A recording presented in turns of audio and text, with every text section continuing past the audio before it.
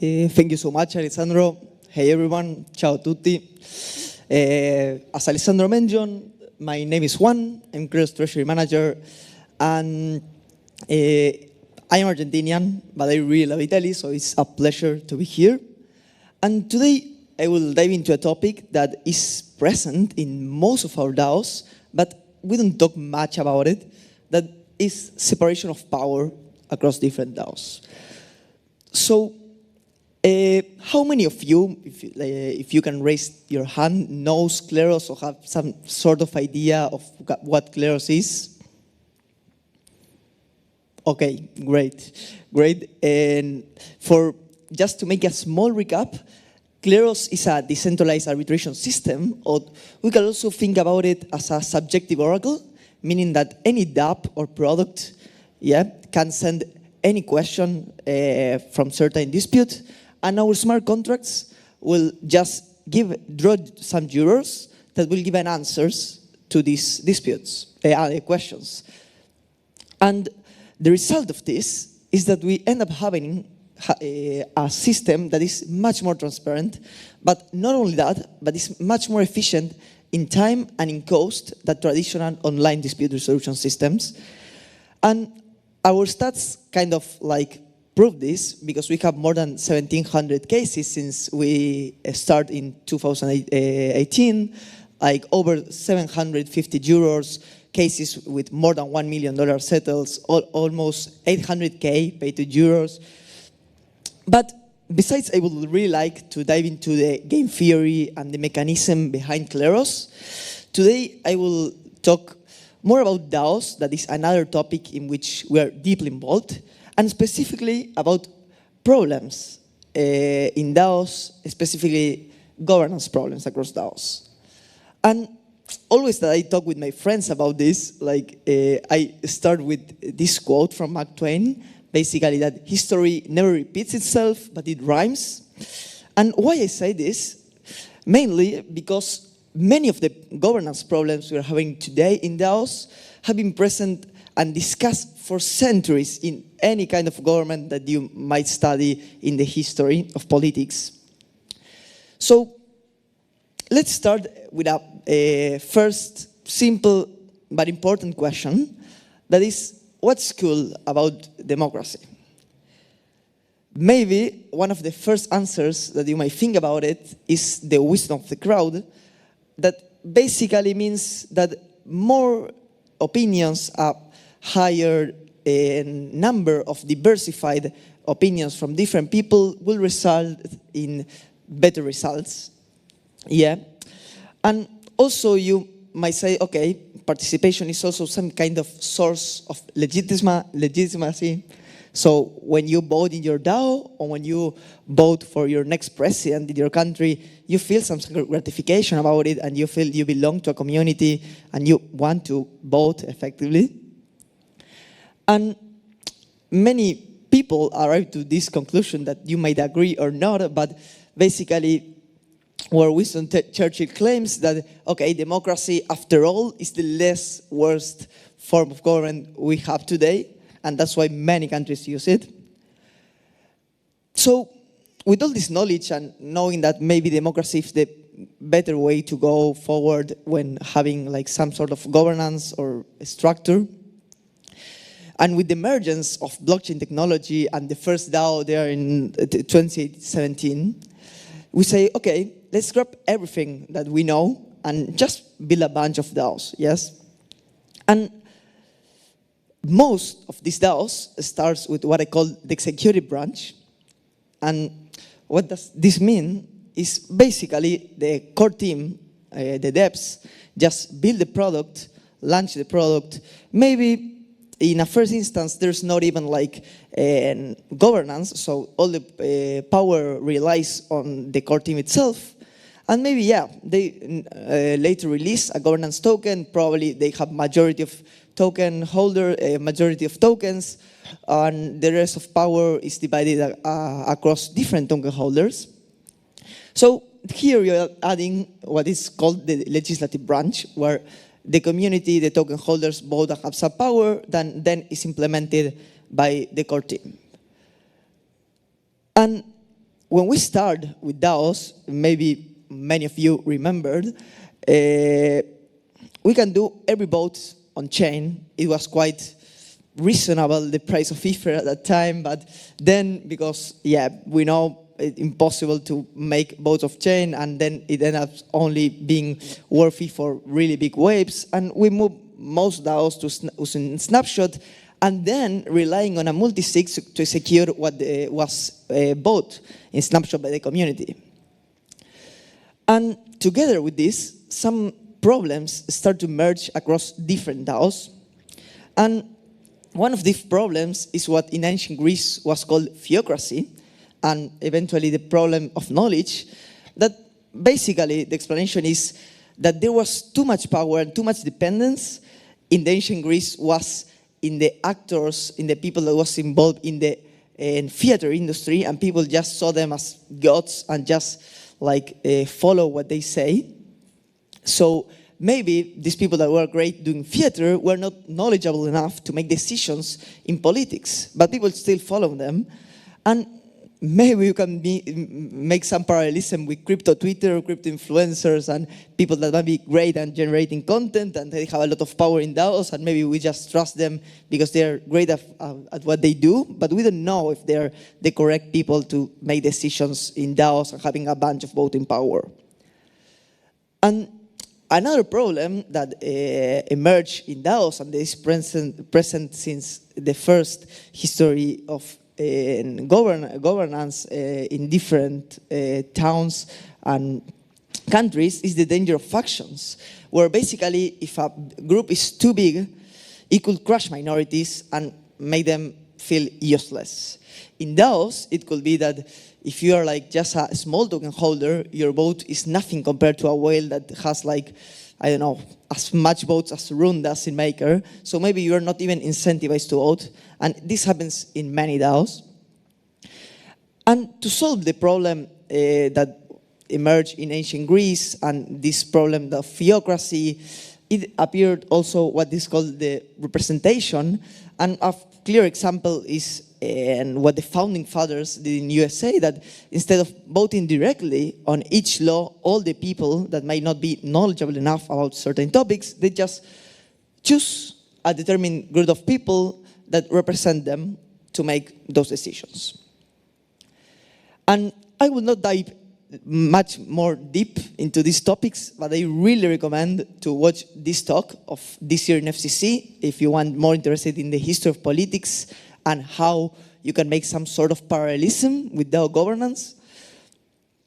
And let's go with some high-profile examples. MakerDAO, easy, and is the biggest DAO by far. And we also know how many problems they had, right? I mean, accountability and traceability is a total hassle. Like, there's no way to track everything, even like it's a full-time job maybe. Then voter apathy, I mean, between 15 or 20% of people vote before it was even less. And that's why, I mean, Rune is making the endgame plan to change some of these things that is present in Maker and in a lot of DAOs. Now, actually, if you want to make double click, there is a problem with a core unit that was making certain product and has a bunch of DAI allocated, and some people think they are doing nothing, so they are just getting like, I don't know, how many DAI. So there's this argument where they deserve it or not, there's no traceability. But let's go with another example, maybe you remember it's more fresh. Last year, if you are an ARP holder, you might probably remember this, that literally the first proposal was asking to the token holders, hey guys, we want to transfer 750 million ARP tokens to the administrative wallet to cover costs. And so vote for this, and the ARP holders say, no, we don't approve this. And actually, they sent the money, they already sent it, and they claim it was a communication problem. So yeah, your vote was not your vote. And this is a clear problem that we have today, that we rely on, in this case, the multi-sig of Arbitrum itself.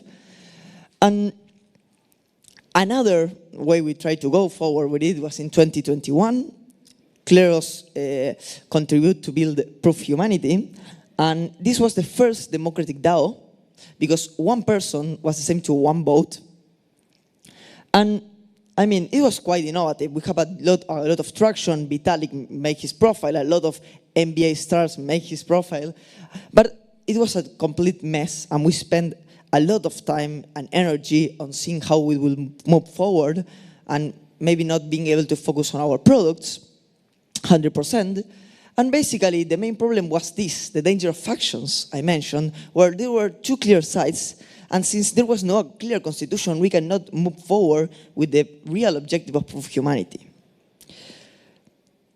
So, this was quite a mess, and it was also very valuable. And we learned some things. The TLDR is that democracy is not perfect, might sound great, but it has some things against it. For example, not everyone should vote on everything, and this is a very slow process.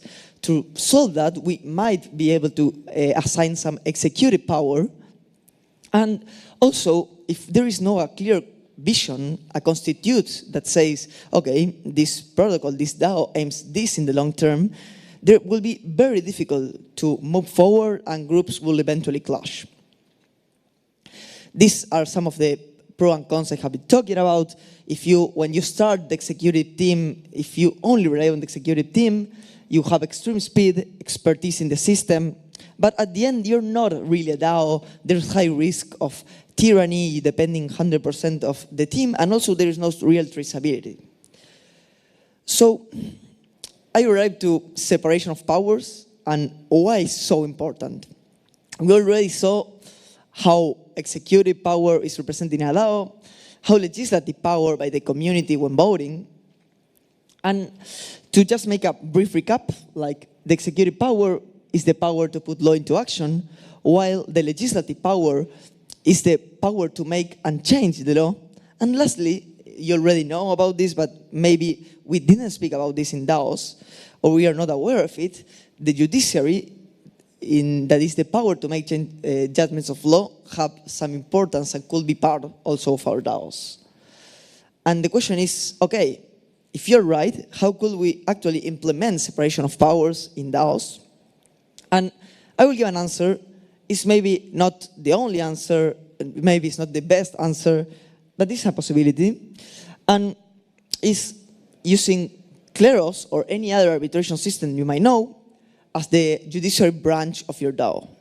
You will have a snapshot for the legislative part where community will vote. You will have the multi-sig or the core devs, the core team that will implement what the community actually vote. And then you will have the judiciary branch that is a court that will make sure that what the community votes and what the constitution of your DAO claims will actually happen in your DAO and take place. And to solve this, I introduced you to what's called the Kleros snapshot module. The Kleros snapshot module is actually enables you to turn your multi-sig into in a DAO, and in a totally trustless and permissionless way. And you end up having what's called an optimistic governance process. Under the hood, what is happening is that you're using Kleros Oracle, that is a combination of cryptoeconomic mechanism with reality.if, where you're able to send any question of every nature to reality.if, and you will get an answer. And this is the flow, how it works. Basically, the community will vote on your snapshot proposal, and it will ask, it will leave a bond. The people who move forward with the proposal will leave a bond, and it will ask, if the proposal is not challenged during a certain amount of time, let's say 3 days, the proposal will just automatically be enforced. But in the meanwhile, anyone, in this case, remember the case about Arbitrum token holders, any Arbitrum token holder could challenge this proposal and create a case on the arbitration system that is integrated in your DAO, in this case, Kleros. And it will create a question that will say to Kleros jurors, hey guys, does this proposal fulfills and makes sense with what which was both in snapshot or with what is in the constitution? And the Kleros jurors will say, yes, it does, or no. And it will reject it or approve it. And for doing so, the only thing you need to do is go to your safe, go to apps, enter in the Zodiac roles, and choose the Kleros snapshot module, and you will be able to implement it quite fast.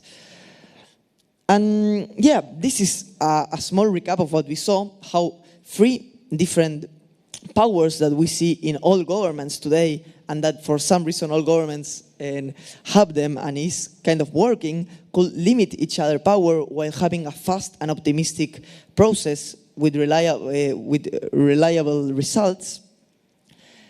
And you may see some pros and cons that might require a longer debate or questions, but basically what's great about this is that we'll be able to have optimistic executions with potential challenges in case you don't agree with what is being implemented. And you will make sure that the initial vision, that one that you create at the first time when you create your DAO and your constitution, is protected.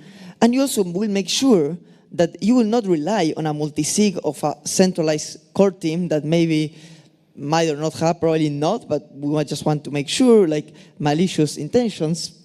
Or in the case of the Arbitrum, like they were just not asking the community but making a ratification. And there are also obviously some cons. That is, if there is a very controversial proposal where it's not that clear what decision should be taken, you might have a slow process that will mean a dispute in Kleros that makes certain levels of appeals and maybe take longer than a normal proposal. And also you might say, okay, at the end I am relying also on an independent court, so how can I trust it? And I am not here to explain 100% how Kleros work, but just focus this and make the parallelism with governance. But the short answer is that we try to rely on incentives, on crypto economic design, game theory, and not on mortal bureau of agents. But if you want to know more about it, please, you can join our Telegram group, or you can just DM me on Twitter, Telegram, and yeah, open to receive any question you have, any feedback. And if you can try the product and integrate a Kleros snapshot module into your DAO, highly appreciate it. You can reach us, and thank you so much for listening and open to any questions you may have.